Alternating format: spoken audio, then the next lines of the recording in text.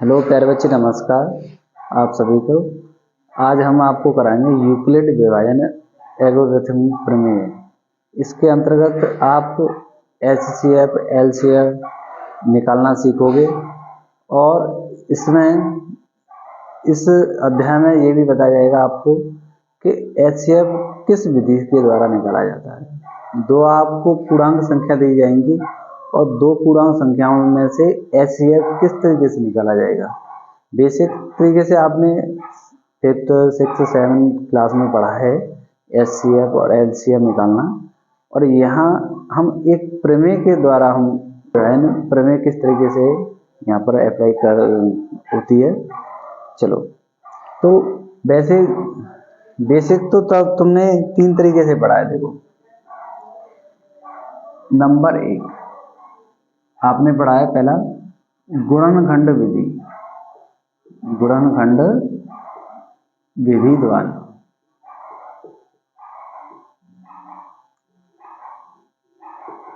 जिसमें हम गुणनखंड करके हम एचसीएफ और एलसीएफ निकाला करते थे।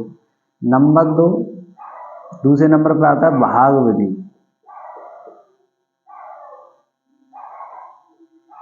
भाग विधि द्वारा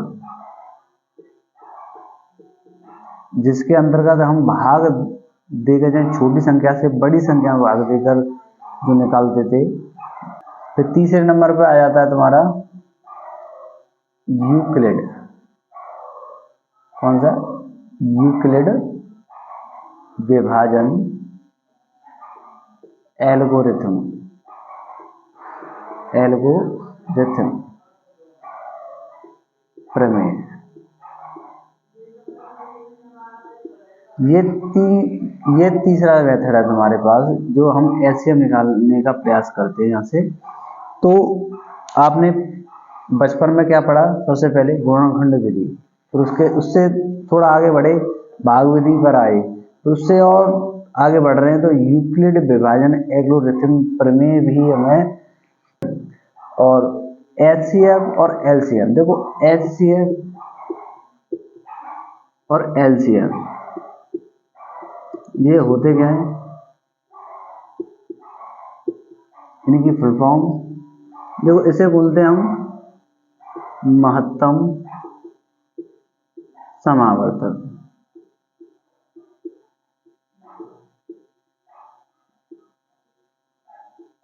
और इसे बोलते हैं लघुत्तम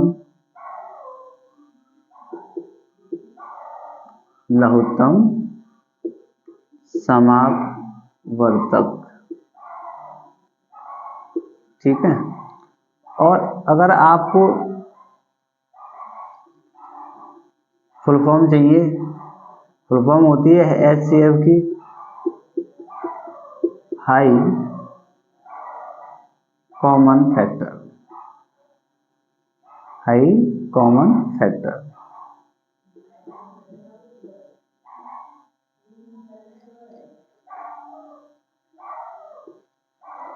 और एलसीएम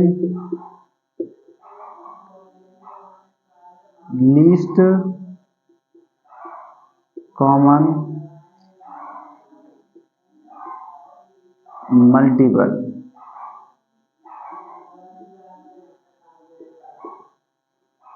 लीस्ट कॉमन मल्टीपल, इस तरीके से यहाँ पर क्या होती है, इसकी फुल फॉर्म होती है। तो ऐसी दो पूर्णांक संख्याएं यानी ए और बी मानते हैं। ठीक है, ए और बी हैं, इनका हमें एचसीएफ निकालना है। तुमने एक सूत्र पढ़ा है बचपन में, जैसे आप पढ़ते थे भाज्य बराबर भाजक गुणा भागफल। भाजक इंटू भागफल फिर शेषफल आ जाता है। समझ में आ रहा है तुम्हारे? ठीक है, तुम बड़े शैतान बच्चे हो भाई। ठीक है, तो ये आपने बहुत अच्छी तरीके से, बहुत ही विनम्रता से और बहुत ही में कैसे किस तरीके से, देखो बेटा, ए बराबर B into Q plus R. ये कुछ बात समझ में आ रही है तुम्हारे? देखो, ये हमारा भाज्य होता है, ये हमारा भाजक होता है, भागफल होता है, ये शेषफल होता है। बात क्लियर है? कोई डाउट हो तो कमेंट करके जरूर बताना कि आपको। तो देखो यहाँ पर आप देख सकते हो, ए क्या है? बड़ी संख्या। आप यूक्लिड के हिसाब से बता रहा हूँ, क्या है बेटा? बड़ी संख्या। बी क्या है यहाँ पर? छोटी संख्या। क्या है? छोटी संख्या। क्यू क्या है यहाँ पर? आर क्या है यहाँ पर? शेषफल। ठीक है, क्या होती है? शेषफल। और एक चीज पर ये काम करती है, किस चीज पर? जहां आपको जीरो से बड़ा या जीरो के बराबर आपका आना चाहिए रिमाइंडर, यानी शेषफल, फिर शेषफल से बड़ा आना चाहिए आपका क्यू, यानी बी, सॉरी। ठीक है, ये संबंध होता है इसके अंतर्गत, ये संबंध फॉलो करना चाहिए तो ठीक है, अन्यथा स्थिति में सही नहीं है। ठीक है, तो यहाँ पर आपको देखने को मिल रहे हैं, ये थोड़ा मैं आपको ओवरव्यू दे रहा हूँ, ये यूक्लिड व्यवहार एल्गोरिथम किस स्थिति पर काम करती है। ठीक है, तो यहाँ पर जीरो यानी आपका रिमाइंडर जीरो के बराबर या जीरो, तो ध्यान रखना, नोट करके लिख लेना, रिमाइंडर बराबर जीरो हो तो बी बराबर HCF होता है। वो क्या होता है तुम्हारा? बी का जो मान होता है वो तुम्हारा HCF होता है। ठीक है, वही तुम्हारा HCF होगा। देखते हैं, एक छोटा सा उदाहरण लेकर देखते हैं, और यहाँ पर सोचेंगे कि कौन सी दो संख्या लें। माना, देखो मैं आपको बता रहा हूँ, मान लो 65 और 13, जैसे तो सीधे सीधे निकल आएगा, तुम्हें ज़्यादा दिमाग लगाने की आवश्यकता नहीं है। तो यहाँ पर 13 और 65 ले लिए, दो संख्या ऐसी पूर्णांक संख्याएं का HCF निकालना है। क्या निकालना है? HCF। तो देखो यहाँ पर बड़ी संख्या क्या है? 65 है, और छोटी संख्या 13 है। तो यहाँ पर यूक्लिड क्या कहती है? ए बराबर B into Q plus R. ये तो कहती है B into Q plus R, और यहाँ पर बी कितना है? 65 इजिकल टू 13। देखो 13 का भाग कितनी बार जा रहा है, आप यहाँ पर करके देख लो, 65 में कितनी बार जा रहा है भाई?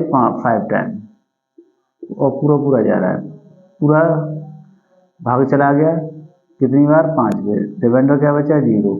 जीरो बच रहा है, तो ये हमारा स्टेप आगे बिल्कुल नहीं करेंगे। तो यहाँ पर जो HCF तो कितना आया? 5। कितना आया? HCF 5। ठीक है,